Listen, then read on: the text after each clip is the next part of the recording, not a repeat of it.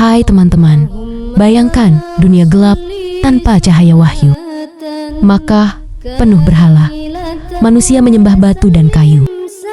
Namun di tengah kegelapan itu, seorang anak yatim lahir, seorang yang kelak membawa cahaya ke seluruh bumi. Dialah Muhammad bin Abdullah, utusan terakhir, Nabi dan Rasul terakhir Allah Subhanahu wa Ta'ala. Inilah kisah singkat perjalanan beliau, bagaimana Islam bermula. Tahun Gajah, kelahiran Nabi 570 Masehi atau Rabiul Awal.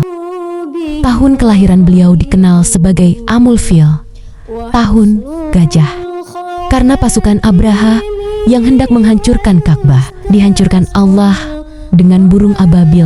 Quran Surah Al-Firum ayat 1-5. Pada tahun itulah Muhammad lahir di Makkah dari rahim Aminah binti Wahb bin Abdi Manaf. Ayahnya, Abdullah, wafat sebelum beliau lahir. Sejak kecil, beliau sudah yatim, lalu piatu saat usia 6 tahun, dan tumbuh dalam asuhan kakeknya Abdul Muthalib, lalu pamannya Abu Thalib.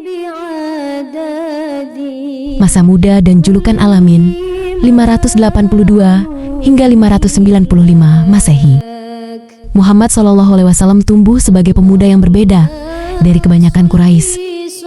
Saat remaja, beliau ikut Abu Thalib berdagang ke Syam.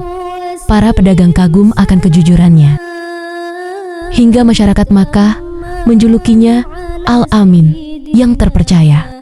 Pada usia 25 tahun, Khadijah, seorang janda ditinggal mati suami, saudagar kaya, mempercayakan dagangannya kepada Muhammad. Perdagangan itu membawa keuntungan besar, hingga Khadijah terkesan dengan akhlaknya. Tak lama kemudian, keduanya menikah. Wahyu pertama di Gua Hira, 610 Masehi, bertepatan bulan Ramadan. Di usia 40 tahun, beliau sering beruzlah di Gua Hira. Pada malam 17 Ramadan, datanglah malaikat Jibril membawa wahyu pertama. Bacalah dengan menyebut nama Tuhanmu yang menciptakan. Quran Surah Al-Alaq ayat 1-5. Waktu itu Muhammad pulang gemetar, dan Khadijah menenangkan beliau. Demi Allah, engkau tidak akan dipermalukan. Engkau menyambung silaturahmi, menolong orang lemah, dan menolong orang yang kesusahan. Hadis riwayat Bukhari, Muslim. Dakwah di Makkah dan siksaan 613-622 Masehi. Selama 3 tahun pertama, dakwah dilakukan sembunyi-sembunyi. Setelah itu, Allah Subhanahu wa Ta'ala berfirman, "Sampaikanlah apa yang diperintahkan kepadamu dan berpalinglah dari orang musyrik." Quran Surah Al-Hijr ayat 94.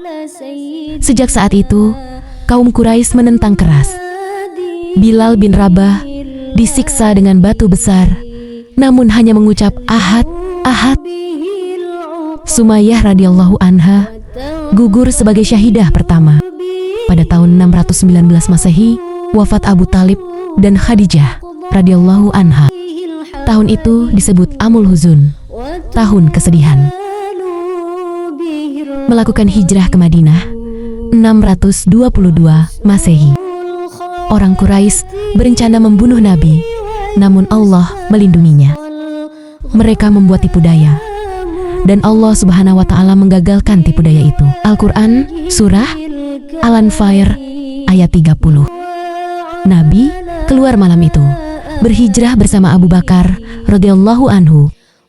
Mereka bersembunyi di Gua Sur sebelum melanjutkan perjalanan ke Madinah.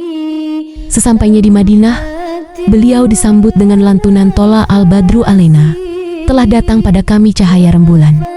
Di sana, Nabi membangun Masjid Nabawi dan menyusun piagam Madinah, menyatukan kaum Muhajirin, Ansor, bahkan Yahudi. Perang dan diplomasi 624 sampai 628 Masehi. Perang besar pun terjadi, berkali-kali perang berlangsung. pada Perang Badar 624 Masehi membawa kemenangan. Sebagaimana Allah berfirman, yang artinya, sungguh Allah telah menolong kamu di Badar, padahal kamu dalam keadaan lemah. Quran Surah Ali Imran ayat 123. Pada Perang Uhud 625 Masehi menjadi pelajaran pahit karena sebagian pasukan meninggalkan pos. Pada Perang Khandaq 627 Masehi membuktikan kesabaran kaum muslimin. Hingga akhirnya pada tahun 628 Masehi terjadi Perjanjian Hudaibiyah.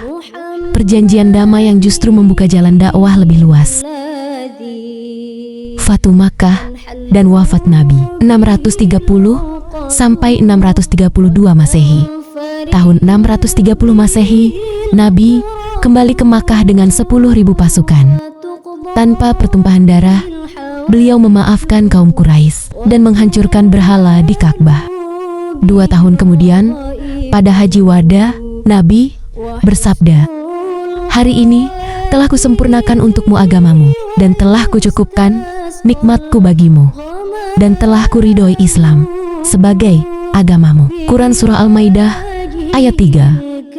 Tak lama setelah itu, 12 Rabiul Awal tahun 11 Hijriah, Nabi wafat di Madinah pada usia 63 tahun. Seluruh sahabat menangis, namun risalah beliau tetap hidup hingga hari ini. Dari tahun gajah hingga wafat di Madinah, Nabi menorehkan sejarah yang tak tertandingi. Sejarah ini bukan sekadar untuk dikenang, tapi untuk diamalkan. Pertanyaannya, sudahkah kita benar-benar menjadikan beliau teladan dalam hidup kita?